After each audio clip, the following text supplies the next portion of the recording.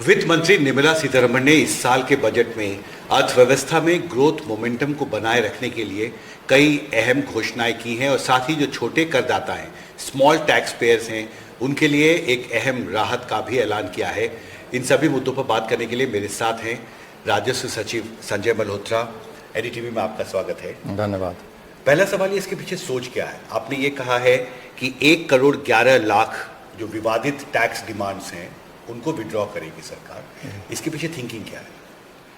जैसा कि माननीय वित्त मंत्री महोदया ने अपने बजट भाषण में कहा कि पिछले 5 वर्षों में जो हमारा ध्यान, हमारा फोकस रहा है वो करदाता सेवाओं को और किस प्रकार हम सुधार कर सकते हैं, किस प्रकार से हम और उनको बेहतर बना सकते हैं, उसके ऊपर में वो हमारा एक मुख्य पिलर रहा है। उसी के क्रम में ये भी जो एक निर्णय माननीय वित्त मंत्री महोदया ने लिया है वो भी उसी क्रम में है। तो करीब करीब हमारी आज के दिन में जो डायरेक्ट टैक्सेस हैं, income tax, wealth tax, gift tax खत्म हो गया, लेकिन पुरानी डिमांड हमारे पास में है, इसलिए मैं सभी डायरेक्ट टैक्सेस के बारे में आपको बताऊं तो वो कुल मिलाकर के 2 करोड़ और 68 लाख करोड़ एंट्रीज मांगों की हैं। उसमें करीब 35 लाख करोड़ रुपया का मांग बकाया है।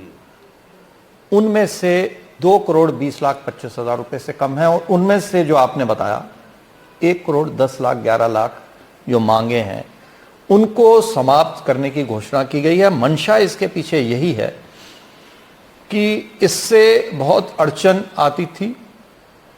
टैक्स पेयर्स के जो रिफंड्स हम जारी करते थे, रिफंड जारी करने से पहले हमारे को यह देखना है कि उनकी कोई बकाया तो नहीं है, और यदि उनकी बकाया है तो उसको हम समायोजित नहीं करते हैं। हम टैक्स पेयर को एक नोटिस देते हैं कि आप बताइए ये आपकी डिमांड जो है लंबित है, इसके बारे में आपको कुछ कहना तो नहीं है। जब हम उनसे पूछते हैं तो वो कहते हैं साहब ये डिमांड तो हमने ऑलरेडी आपको पे कर रखी है और ये उसका चालान है, ये उसका चेक है। कई केसेस में पुरानी डिमांड होने के कारण से वो डॉक्यूमेंट्स उपलब्ध नहीं करा पाते थे।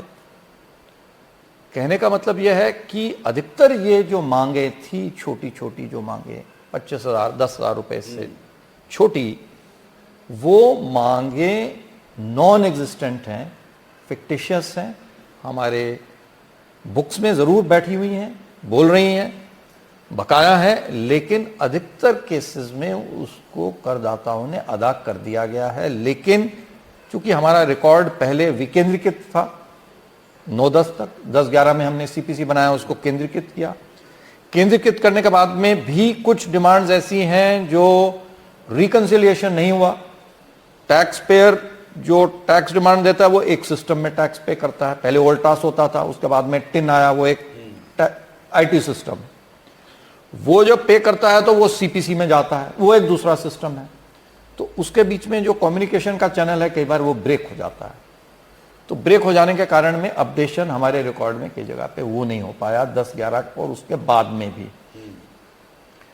तो इसलिए ये छोटी छोटी डिमांड्स को वापस लिया गया है। कुल मिलाकर के केवल 3500 करोड़ रुपए से कम, यानी 0.1% जो टोटल जो हमारी मांग है 35 लाख करोड़ की, उसमें से ये बनता है। और 1 करोड़ लगभग करदाताओं को इससे लाभ होगा और हमारे को उनको सेवाएं, उनकी विशेषकर जो रिफंड है उसको त्वरित गति से देने में हमारे को लाभ मिलेगा। इस विषय में मैं आपको ये भी आपके दर्शकों को बताना चाहूँगा कि ये एक हमारे लिए संतोष का विषय है कि इस वर्ष हम प्रोसेसिंग केवल 10 दिन में कर दे रहे हैं। जब उन्होंने टैक्स रिटर्न अपनी दाखिल की और उसके बाद में उसकी प्रोसेसिंग करने में जो समय लगता है वो मात्र 10 दिन रह गया। वर्ष 13-14 में ये 93 डेज था।